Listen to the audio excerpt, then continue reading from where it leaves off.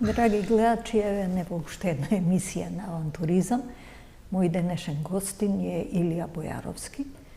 Верувам дека сите го познавате со својата продукција во која во главном се занимава со лов и риболов.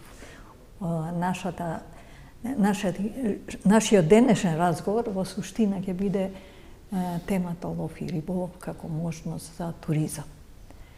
Токму така, ќе биде темата на разговор туризмот, она за што вие, Гордана, сте амбасадор на Македонија, секаде каде што одите и буквално потикнуваш на позитивните процеси во нашата земја.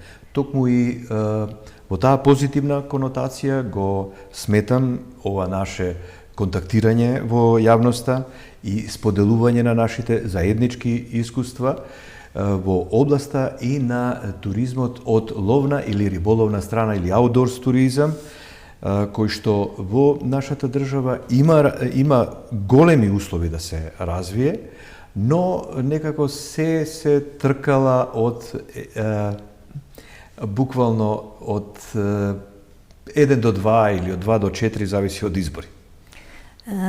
Јас имам едно искуство со ловот, соработувајќи со Јасен, каде што тој е на едно високо ниво и е развиен во рамките на туристичката дејност сосема окей, бидејќи гостинот се дочекува на аеродром, се носи до Јасен, се сместува таму, добива ренџер кој иде со него на лов и тоа е тој кој му вели тоа животно ќе го пукаш и се обработува трофејот на начинот на кој тоа е потребно.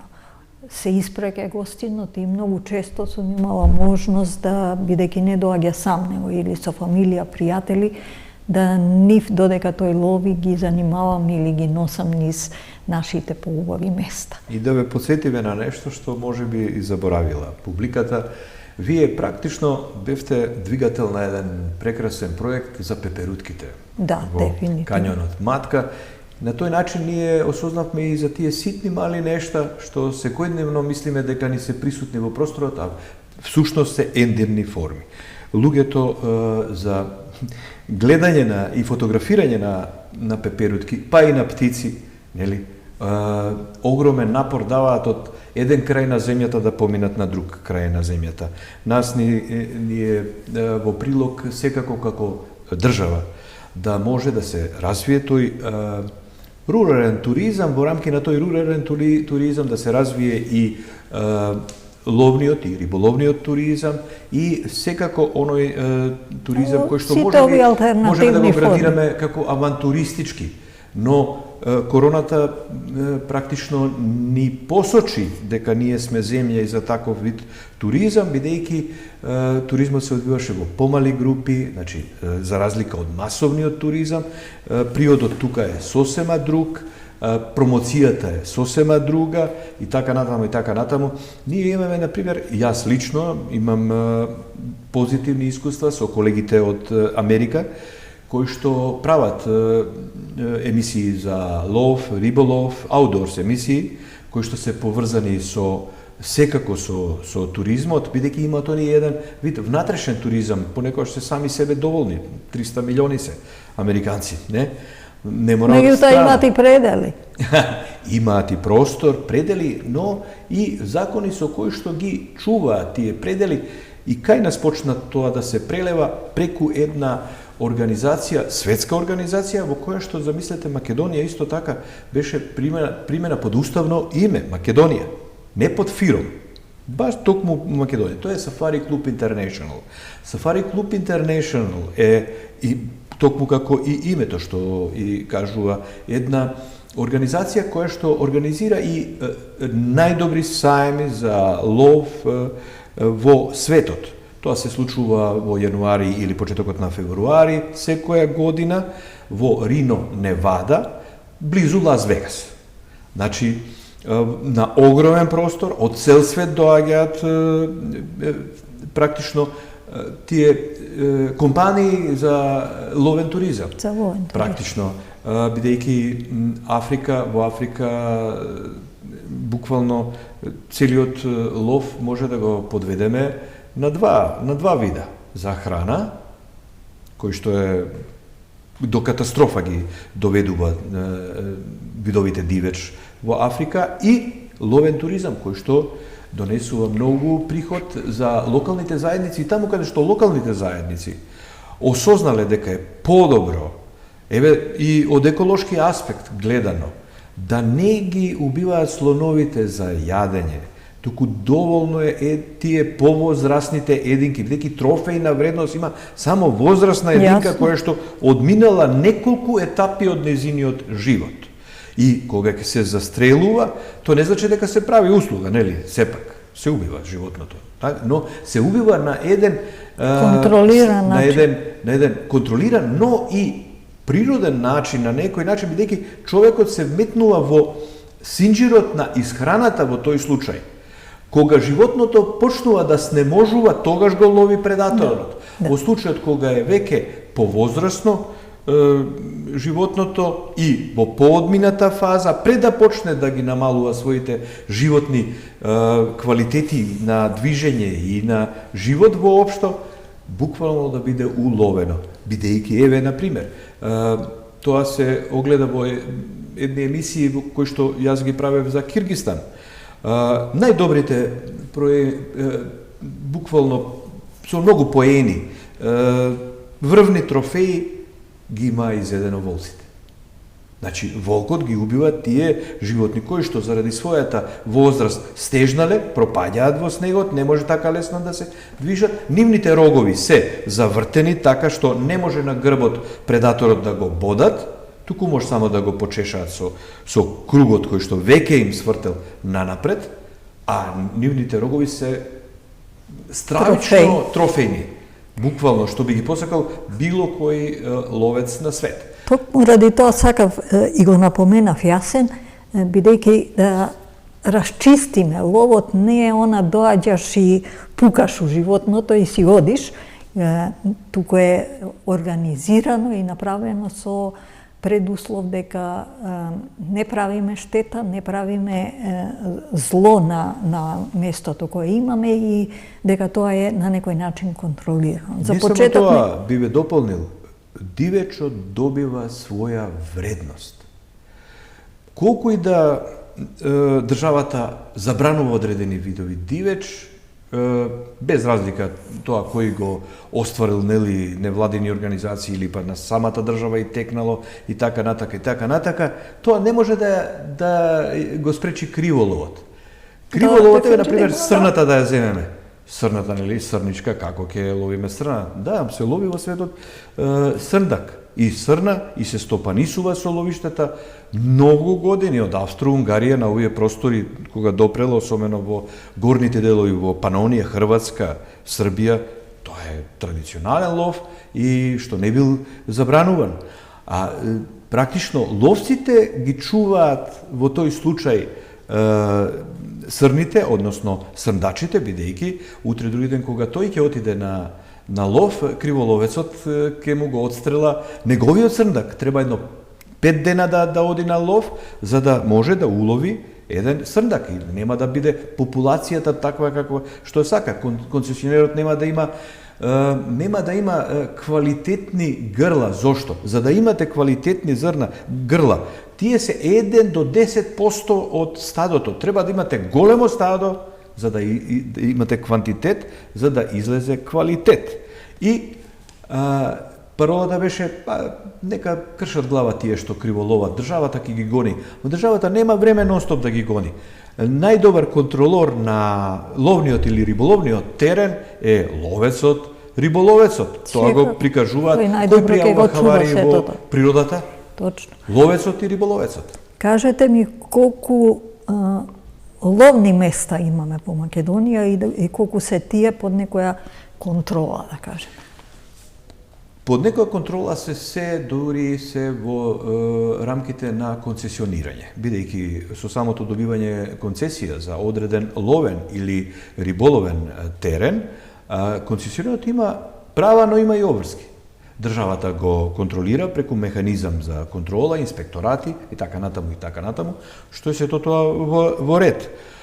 Единствено тука луѓето кои што стапуваат прв пат како концесионери имаат 5-6 години до 10 во ловството, прва етапа за концесионерство. И тоа е мал временски период. И таман ке направи објекти, таман ке го обнови рибниот фонд, например, во риболовната сфера, во ловиштето ке изгради ловно-технички објекти, ке направи ограда, ке заживее ловиштето, ке се смени власта, може да се сменат условите, може да го изгуби. А тој инвестирал веќе, тој наредните 10-20 години би требало, тоа не е тоа како што вели народот, нели, многу добра поговорка, боцни прачка, пи вино, не. Треба да почекаш да израсне лозата, па да го береш, па да го правиш грозјето вино или ракија, да ги вкусиш тие плодови. Има ли шанси да тоа се измени? Има, но тоа оди многу пополека. Вие спомнавте јасен, јас би ги спомнал македонски шуми, тие исто така стопанисуваат со ловиште. Потоа ја имаме и Шар планина, како еден специјален регион, сега и национален парк, каде што ловот е, тоа е веќе зборувам за државните. Од приватните концесионери имаме повеќе. Сите тие што учествуваа како први членови на Сафари Клуб Интернешнл пред 15 на 20 и повеќе години, Четер Македонија го создадува посебно од Балкан Чептер. Италија беше во Балкан Чептер, а Македонија се издвои како посебна единица. Секоја чест. Тие се луѓе кои што практично се може со нивниот капитал, нивните компании, да бидат било што и да не работат воопшто. А тие одбрале да бидат ловци, да бидат концесионери, да се цело време во сферата на ловот, на риболовот, аутдорсот. Буквално се така концепирани. Мислам дека тоа сепак љубов кон тај. Да, имаат пасија. Тоа е пасија со која што луѓето се раѓаат и живеат на начин кој што природата им го одредила. Тие се страшно многу добри бизнисмени во своите области. Успешни меѓународни компании. Дефинитивно. Значи, и тука убаво што тие, членувајќи во светски топ организации и одеа по светот и ловеа во топ ловишта, па дури и во најоддалечени ловишта, ловеа на над 3000-4000 метри надморска височина Марко Поло. Тоа е позната овца, планинска. И дефинитивно го имаат убавото искуство кое... Да, тоа искуство го пренес, тоа сакав да го дополнам. Тоа искуство го пренесо во Македонија. Направија убави објекти со убава инфраструктура, а таму некаде горе на ниже планина, под кај Макчалан, пример Дени, потоа на Конечка планина, прекрасно ловиште, некој го именува Лакавица, некој Патрик, зависи спрема локацијата која се врза, бидејќи има Патрик село во самото ловиште. Темели од село веќе не постојат. Куки, бидејќи природата си го враќа своја. Ерозијата, еолските и другите климатски промени влијаат на еродирање на тие човечки градби. Но останала црква таму, која што за поврзана со ловниот туризам, например, само да спомнеме како елемент што може би некому не му е значено. Имате црква стара во вашето ловиште, па што значи тоа од аспект на ловен туризам? Па американецот кој што има 200 години историја, ти кој ќе му кажеш дека имаш 10 века црква тука и може да оди да се прекрсти, да види старите темели, па обновеното како е, што е, тој паѓа у несвест. И вели, добро, ја ќе останам уште 2 дена, сопругата сака да ја разгледа црквата и така натака се продолжува, освен што се збогатува престојот на тој ловец тука кој што дошол, да помине во една екзотична земја, бидејќи ние сме екзотична земја и многу по-раритетна од Африка. Африка е веќе прошетана. Значи, Македонија, кој ќе се каже, за многумина значи и непознаница. Да, дефинитивно. Кажи ми, дали имаш сознание од некоја бројка на ловджи во текот на годината кои доаѓаат, која е таа бројка и кој тип на лов се прави. Значи, видите, со бројката нема да манипулирам. Таа е грубо, различна. грубо. Различна е. Бидејќи има падови и така натаму и така натаму. Приближно и не би сакал да кажам, но процентуално кој ловец за што доаѓа, тоа можеме да го кажеме, бидејќи имаме 90%, може 80 до 90% од ловците кои што доаѓаат во Македонија за остварување на ловен туризам се претежно ловци на периез дивеч. Значи на птици. Само 10 до 20% доаѓаат на крупен дивеч. Тоа не значи дека многу повеќе се заработува од периестиот дивеч. Тие што имаат такви аранжмани. Бидејќи во Македонија луѓето кои што ги спомнав секоја чест, например како и Антон Тончев во Тиквешијата има донесоа и алохтони видови дивеч. Велиме алохтони, но некојаш тие трчкале кај нас во Македонија. Например како крета Айбекс, крикри. Сме го имале на Беласица 912 бугарски војник е фотографиран со крикри одстрела на Беласица. Значи ние сме го имале, ама ете сме го изеле.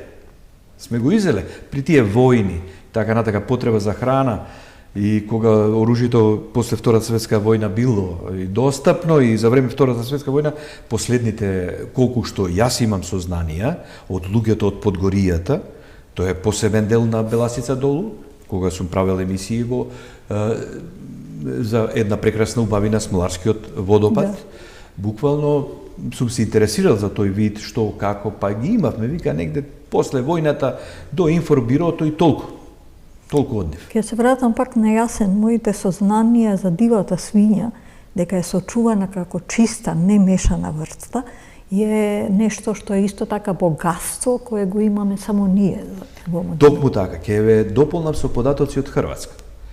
Хрватска даде налог, државата, да се отстрелаат сите можни диви свињи што се во низинскиот дел, бидејќи се имаа помешано со питомите. И практично имате дива свиња која е голема, ама нема ловен трофеј. Тоа значи дека ние имаме уста, ама животните имаат муцка. Продолжената рилка во светот на ловот на светско ниво е позната како Russian boar. Тоа е природен див вид едноставно. Ако се меша со питомата, е тапа муцката и таа не е трофејна. Тие ги застрелаа што е можно поголем број на диви свињи, увезоа диви свињи за да може да се облагореди дивата свиња, да се врати оној див вид. Идејата во јасен беше да одгледуваат и да ги продаваат како таква чиста раса. Токму така, тоа го имаме во Македонија. Што на некој начин многу повеќе ќе донесе пари него самиот лов. Видете, има една работа која што и во сферата на ловот на периез дивеч и во сферата на влакнестиот црн дивеч, кој викаат понекогаш на Балканот, малку ја знаеме, а многу е интересна за и од еколошки аспект, продавање мирис. Да. Значи, имаме луѓе од Италија специјално со комбиња доаѓаат со нивните кучиња. Доаѓа тука на нашите полиња да ги тренираат за полска еребица. Горе во ридестите делови на символот на Ловната федерација на Македонија, камењарката, да ги тренираат на природна камењарка, како да застануваат нивните кучиња. Тие не мора да ги употребат за лов. Така и се врши селекцијата во леглата, кои понатаму ќе се размножуваат практично грла, односно кучиња. Буквално, бидејќи некаде веќе во европските земји заради убавината на одредени ловни типови кучиња, како што е кокер шпаниелот, како што е ирскиот сетер, како што е англискиот сетер, па и вајмарскиот птичар, сребрениот дух. Сега имам јас такво куче и гледам дека во Европа многу малку го користат за лов, а го има многу, ама е како собно куче бидејќи е убаво. Значи заради убавината е жртва ловната раса, што се вели. И многу е полезно кога ги носат на дива свиња, само да ги учат, па кога ги носат исто така на еребици да ги учат и на други видови дивеч. На тој начин се шири од човек на човек приказката дека Македонија е многу подобра дестинација за ловен и риболовен туризам отколку Африка. Ако го спомнавме риболовниот туризам, бидејќи изборуваме само за ловниот претежно, да кажеме дека е матка до Скопје. До Скопје, на колку е, на 15 на 20 километри, зависи од каде од Скопје доаѓате временски, не треба да кажуваме дека може да патувате 15 минути и саат време, зависи од гужвата. Но таа е прекрасна дестинација за риболов на пастрмка. И тука рибар друштвото заедно со Вардар препозна еден момент за развој на ловниот туризам, иако тоа беше на некој начин како пионерски чекори направено, но сепак си даде своји резултати. И доаѓаат луѓе од Европа и ден денес за да риболоват тука до Скопје. Прекрасна вода, зошто? У исто време. Тоа беше поврзано, тоа покажува комплексноста на туризмот и на ловниот и на риболовниот туризам. Например, Институтот за сточарство има оддел за рибарство. Препознаа една добра работа, бидејќи таму Васил Костов беше човек кој што го водеше тој проект за Трута салмо македоникус, македонската пастрмка. Треба како прво да се зачува како вид, бидејќи од Македонија потекнува и мушичарењето на крај краеви. Тоа е веќе следното прашање ќе беше тоа, мене мушичарењето ми е добар предизвик за еден добар риболовен туризам. Но да дојдеме до тоа, да кажеме за овој проект.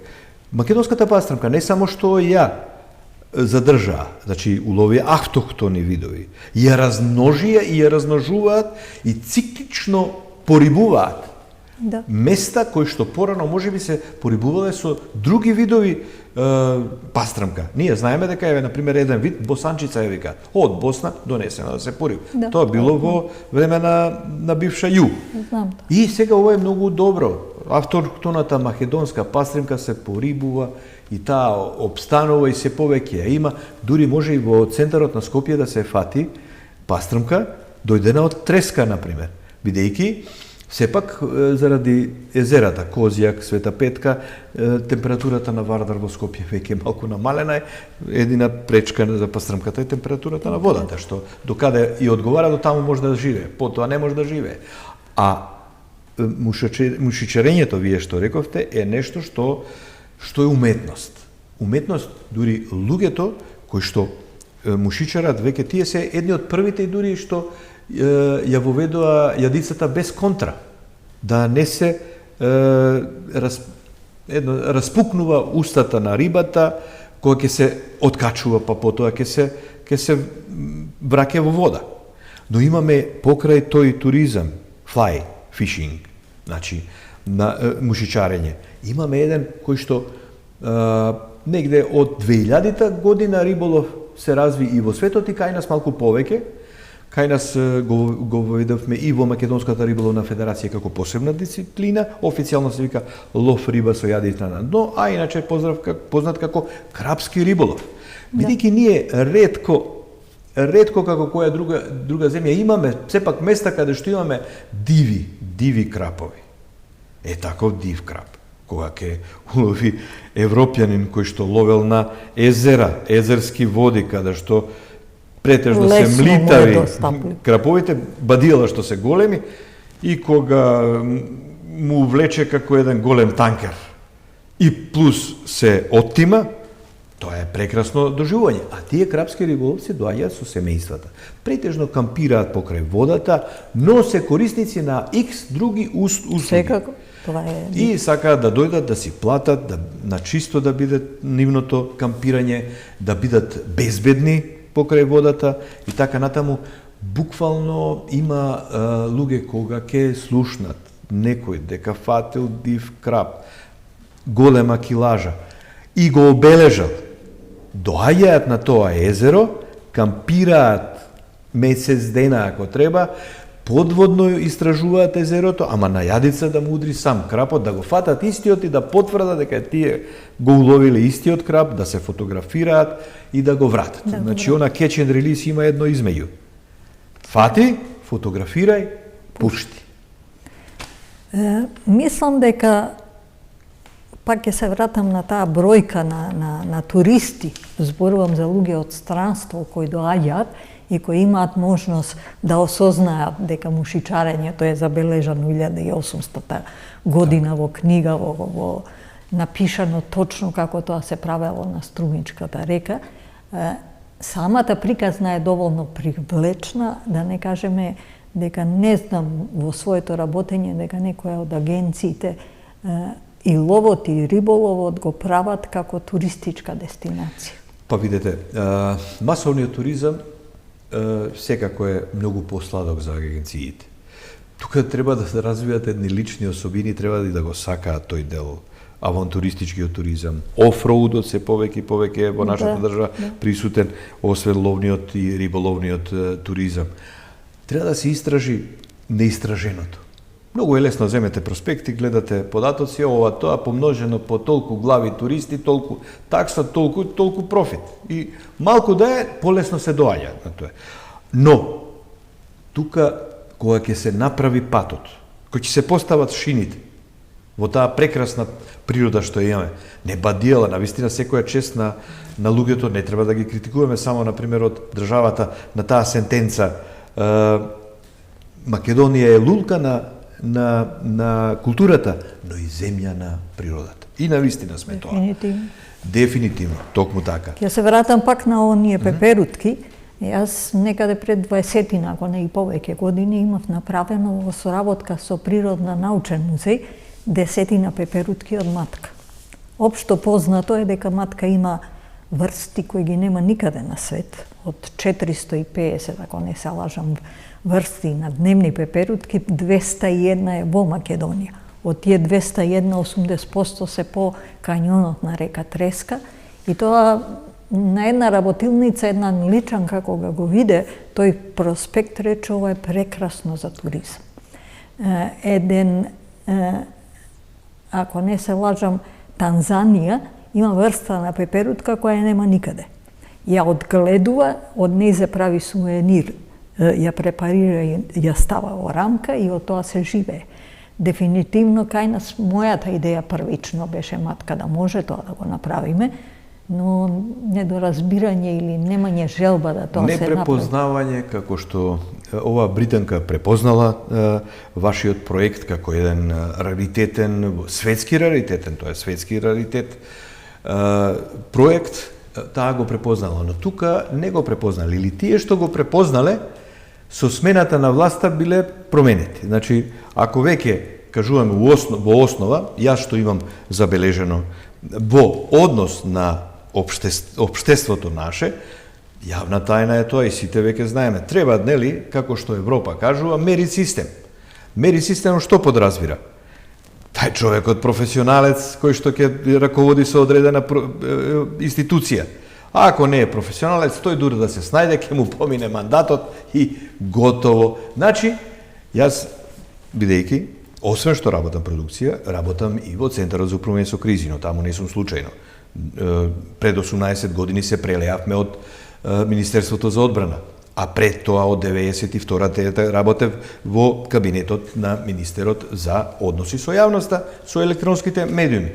Така што и од страна како граѓанин сум ја гледал работата, ама и човек кој што работи непосредно во администрацијата. И сум гледал дека луѓето ќе ги донесат, сакаат нешто да направат, ама не бил во таа област, како ќе направи нешто, треба да се запознае, како имаше порано, запознај се први со топката, па играј фудбал, не? И ете, тоа е тоа. Значи, кога по мерит систем, функционерите ќе ги добиваат своите места, тоа ќе биде малку потешко за партиите, ќе мора од тие што се професионалци да си најдат своји, па да ги именуваат на места. Дефинитивно тоа е можно за напредок. Токму така, за напредок. Не велам дека и политичарите од кариера немаат сенс за одредени работи. Тие имаат сенс, навистина, за ускладување на тие професионални работи со моментната политика и така натаму, но Ние тука разговараме за стратешки работи.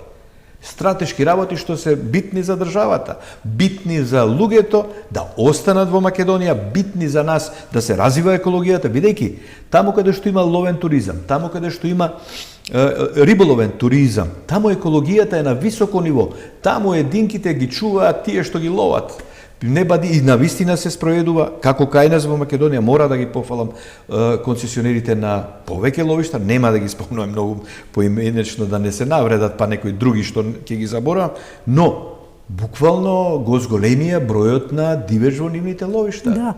Буквално, јас сум ловец некаде од 87-88 година со книжка, пред тоа што сум одел со татко ми, секоја чест татко ми е жив, 90 години ќе има, он ми е ловечки другар.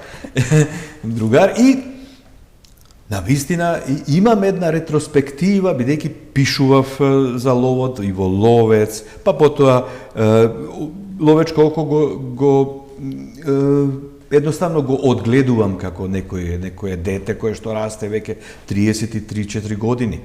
Од 90-91 година почетоците се.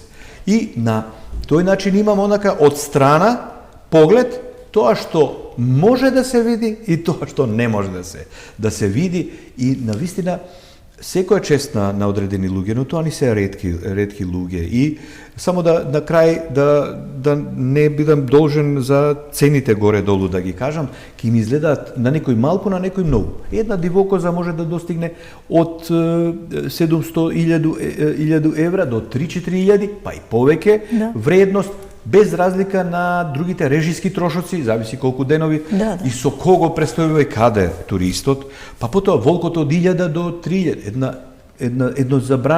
едно штетно животно во Македонија, бидејќи имаме многу волци. Факт. Еднаш ги забрани, па овие како да беа писмени, видоа дека не се ловат, во селата влегува и во градовите. И се заработува од штетен дивеч, на некој начин, што е многу добра работа. И во однос на другите видови, на алоктоните животни, само да подсетам, кога се оди во странство се остава од една група, од Македонија, например, ловците кои што сега се концесионери, оставале по од 100 до 200.000 евра за лов. Да. Значи, тоа треба да направиме да се случува и во Македонија. И тогаш некој во масовниот туризам, кој ќе помножи колку туристи треба да запише, да му поминат низ рака, за да добие процент од 10% од тие 200.000 за 20.000 евра, чисто да му останат, ќе рече, па подобро јас една група од десетина ловци да донесам, па да имам таков профит и поубаво ја да го сочувам крајот, да не градам толку големи хотели, да бидат тоа мали смесувачки капацитети, да се развие патната структура во тие рурални краишта, да не се удираме само во гради дека ние сме земја со села кои може да се развијат едноставно. Па ете пример е Словенија. Словенија 1/3 од туризмот од Мура го остварува, од реката за fly fishing. 1/3 имаат морски туризам, планински туризам и риболовен туризам. Да. Во емисиите што ги работам, на некој начин ми е целта да поттикнам да некој почне да размислува дека оваа држава има можности да заработиш и да си ја работиш работата со љубов.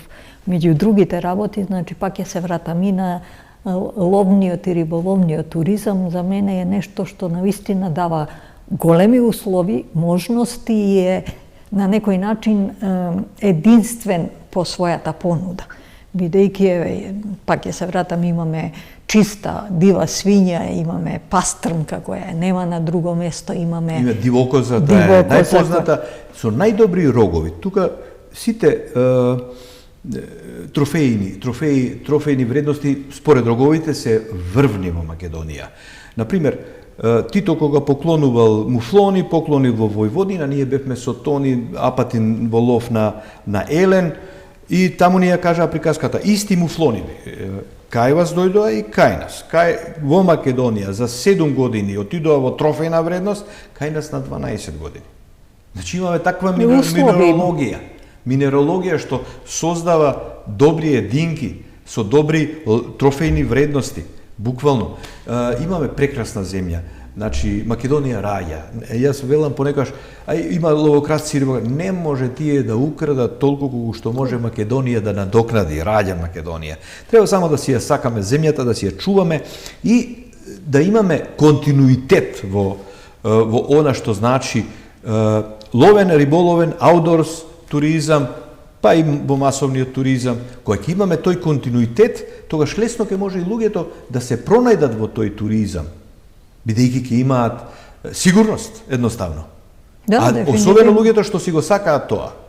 Мислам дека на нашиве туристички агенции, јас постојано тоа го кажувам, им е полесно да продаваат туѓи аранжмани за некој процент, без многу размислувања, отколку да се вложуваат себе си и својата фирма во развој на македонскиот туризам. А тоа е многу подоходливо и едноставно многу попрепознатливо ако се дадете во таа бранша и едноставно го работите тоа како што треба. Токму така, овие луѓе кои што ги напомнав, например, Лакавица, Тиквеш ловиштето, Ниџе ловиште, луѓе тие носат ловци, но носат и колеги мои и ваши кои што имаат емисии за лов и риболов. Да. Бидејќи на тој начин ја пласираат приказката надвор и ние еден од нив, тие се другари, но бидејќи осознале дека Македонија е точка на земјината кугла, не пропагираат Ниџе.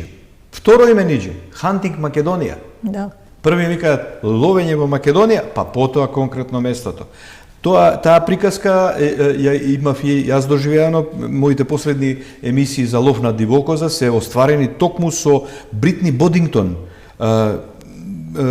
прекрасна ловџика која што Моето прашање следно сака да биде тоа. Која што ловеше во Македонија, која што соработуваше со мене како човек кој што прави емисии, се договоривме инсертите да ги имаме заеднички, таа ловеше, јас бев тој продуцент, снимател, поредку употребувам луѓе на терен кои што ги снимаат работите и направивме прекрасна приказна за Македонија. Од моето искуство имам сознанија или како да го наречам нешто што може би е специфично, дека многу жени доаѓаат да ловат. Да, токму и тоа се должи на тој маркетинг што си го направија самите аутфитери, бидејќи тие беа водичи на ловци и во други делови на свет, на пример, за да може американец да оди на Аљаска или на Камчатка, на Камчатка, треба да се јави тука во Македонија, бидејќи представникот беше македонец. Да. И тој не поима, па ја од Америка сега, не. Договори се со македонецот, тој ќе те носи на Камчатка. Во лов на таа мечка голема, која што е кафена, и истиот вид го имаме и ние. Само кај нас се помали, заради тоа што исхраната им е поскромна. Да имаат нашите мечки таа исхрана што имаат на Кодијак или на Аљаска или на Камчатка, тие ќе бидат 700-800 килограми. Па веќе се појавува како проблем мечката да се симнува во... Да, се симнува, точно така, имаме многу пријави, ние гледаме Центарот за управување со кризи во координација со Министерството за животна средина и Министерството за земјоделие и Маврово исто така беше уклучено јавното предпријатие. Маврово, потоа Шар планина, ренџерите исто помага со градоначалникот Маврово Ростуше координација за да се намали опасноста по локалните жители.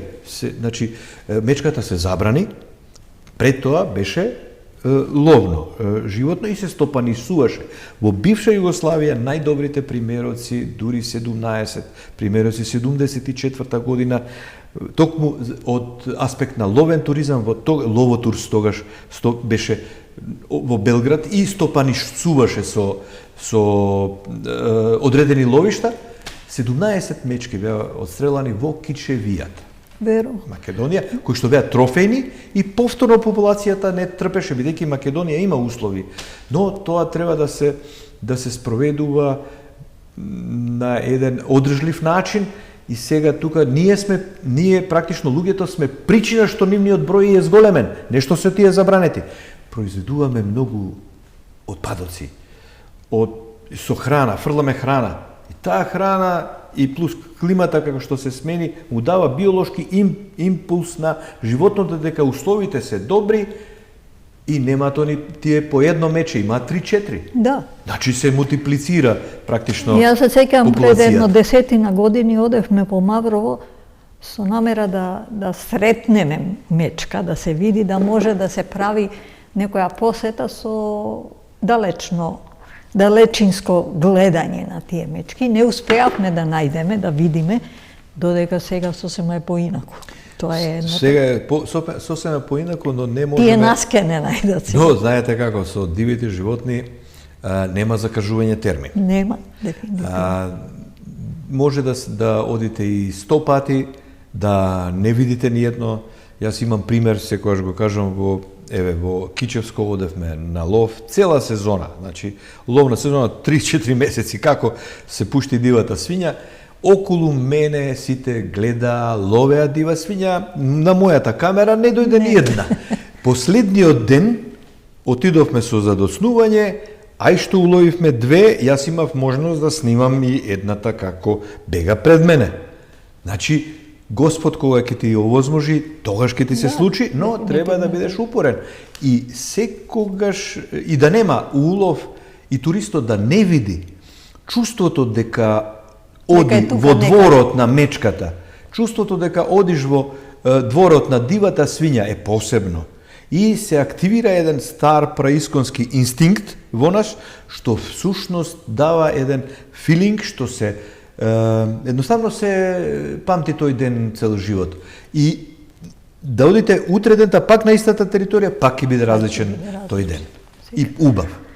За жал, ние сме при крај на разговорот. Од режија ме предупредија дека имаме уште 2-3 минути. Кажи ми дали нешто што мислиш дека не сме го збореле би требало да го кажем. Па, ете, она што го порачав како стратешка порака.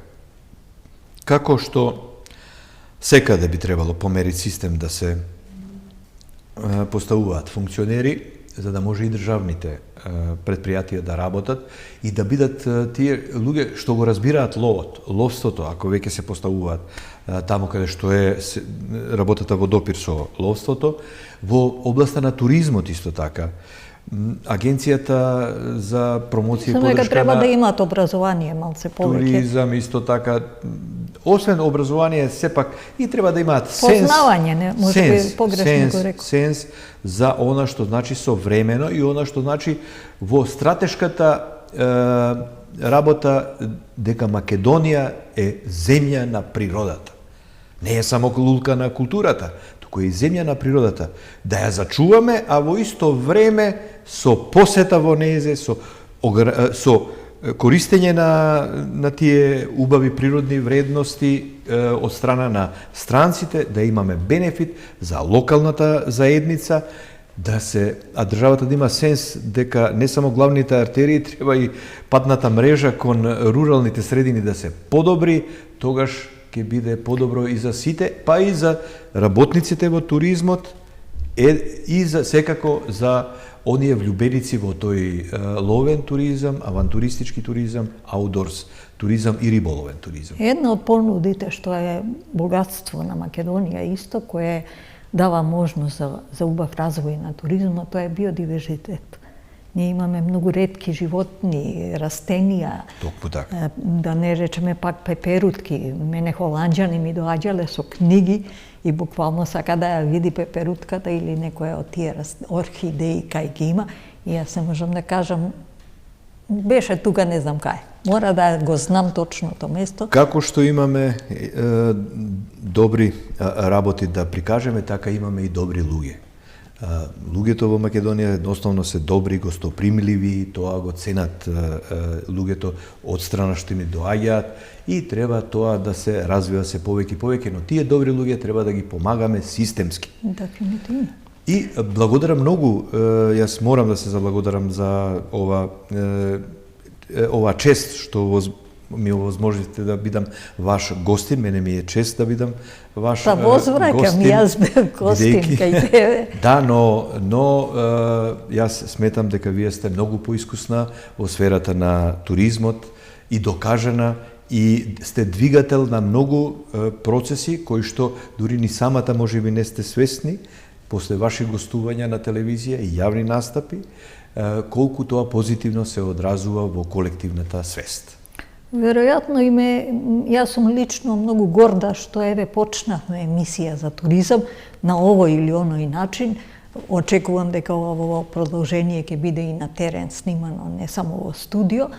Меѓутоа е нешто што Македонија го има, а не знам од која причина не бил на некој пиедестал за да биде прикажуван и да биде дел од телевизиските студија.